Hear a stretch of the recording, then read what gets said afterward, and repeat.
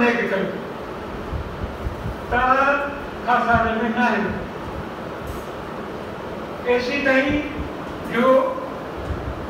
तव्हां हैरत लॻंदी त को बि मौलवी आहे कंप्लीट कोन थिए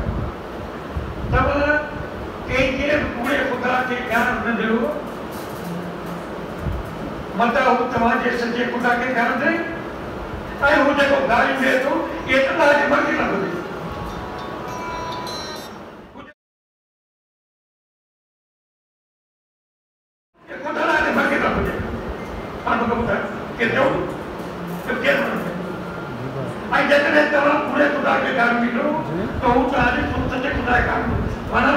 इस्लाम मुझे मजहब दिखा रहा है तू वाजे मजहब की प्रचार कर ऐ तो बात तुझे मजहब में पढ़ने को कर ई तो जो मजहब तो जे तुझे कौम दिलाया और लेकिन ये को मजहब हर जगह है तो सिंध सूफी की बर्तानिया में अंग्रेज में यूरोप में जिनीवा में कैथोलिक प्रोटेस्टेंट जो बाबू हुकूमत हुयो उनके बुनियाद ते हज़ारे माण्हू क़त्ल कया उते हज़ारे यहूदी खे क़त्ल कयो ये सब रियासत की मजहब की बुनियाद ते रियासत हुयूं सिंध वाहिद कितो आहे जिते रियासत की बुनियाद ते मजहब खे इस्तेमाल कयो ऐसी करी जो मजहबी फ़िरक़े जे बुनियाद ते सिंध में करोड़ हुकूमत कायम कई नावाल तहरीक जेको मजहबी फ़िरक़ो हुयो पर जॾहिं हुकूमत बचण खां पोइ हुन नावाल तहरीक जी हुकूमत ते मुदाख़लत ख़तमु करे नावाल तहरीक जा माण्हू कढी छॾिया ऐं जेको आहे देरगादी खान मां टालपुरा की फौज में भर्ती करे ऐं जेको सेक्युलर कॉन्फ्रेंस करणी ऐं उन खां पोइ टालपुरा ख़ुदि अहल शीअ जे बुनियाद ते ईरान जे बचत ते करोड़ जे ख़िलाफ़ बगावत कई ऐं उन हैसियत खे एज स्टेट मजहब करे कोन हलायो त सिंध इन करे बर्बादा जी जो मजबूत बुनियाद आहे ऐं सिंध में एॾे वॾा फसाद कोन थिया ऐं जेको तमामु वॾो फसाद जेको कमज़ोर वञे थो पियो त जेको आहे हुन में शकर में इहो मंदर ते को फसाद थियो वॾो वॾो फसाद कोन हो हिंदुस्तान में तमामु वॾा फसाद थींदा ऐं सौ माण्हू हज़ारे सारे माण्हू शिफ्ट थी वेंदा ही हिकिड़ो प्योर हिकिड़ो पॉलिटिकल इवेंट हुयो ऐं सिंध में हुकूमत खे लाइ छॾिया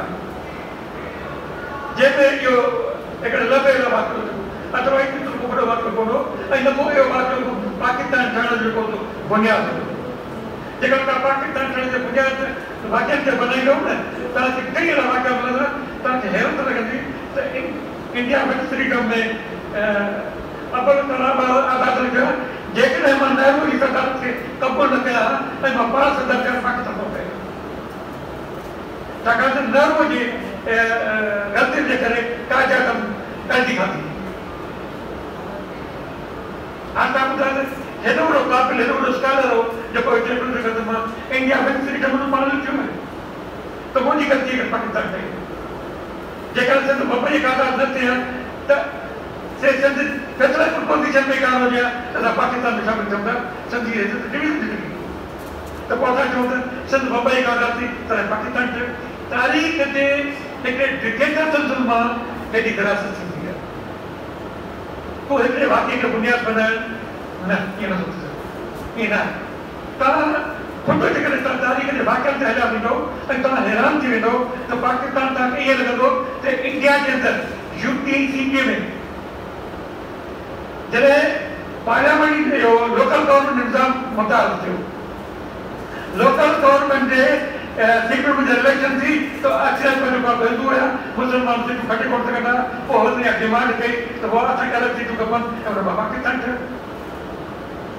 ऐं उन ज़माने में लोकल गवर्नमेंट खां मामूली ॻाल्हि हुई उन वक़्तु लोकल गवर्नमेंट में एजुकेशन हेल्थ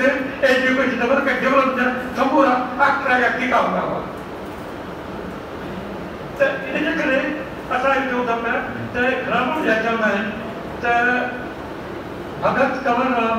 शाह लतीफ़ सज्जन सरमस्त ये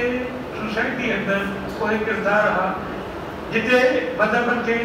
लोकल सियासी मक़सद लाइ इस्तेमालु कयो वेंदो आहे उन जेके सोसाइटी के पॉजिटिव मोरल किरदार हूंदा आहिनि जेके सोसाइटी में पॉजिटिव नज़रीना आहिनि ऐं तव्हां तारीख़ जी जेके तसलसल खे ठीकु ठाक नमूने पढ़ंदा कयो ऐं इन खामखा हिकिड़े के वाक़िए खे बुनियाद बनाए सही तारीख़ी ग़लति प्रकार में नंढा कयो टाइम घणो थी वियो या दोस्त ऐं रखियल प्रोग्राम जो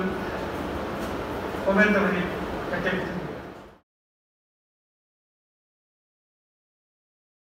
किरासन पिया पोइ कमर छा कयो उन माण्हू खे विञारे सनानु करे पंहिंजी भक्ति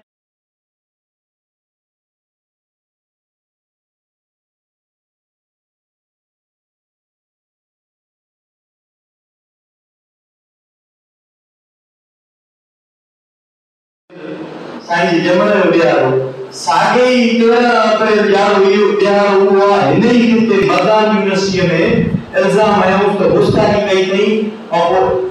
ज़मीन यादी त वरी वरी सभु बदल हुयूं यानी हिन सॼे खिते में नौजवान हुयो जंहिंखे वारनि खां पटे टोकरा ही समूरा वाक़िया असांखे मिलनि था पिया हाणे घुर्ज कहिड़ी शइ खटियल आहे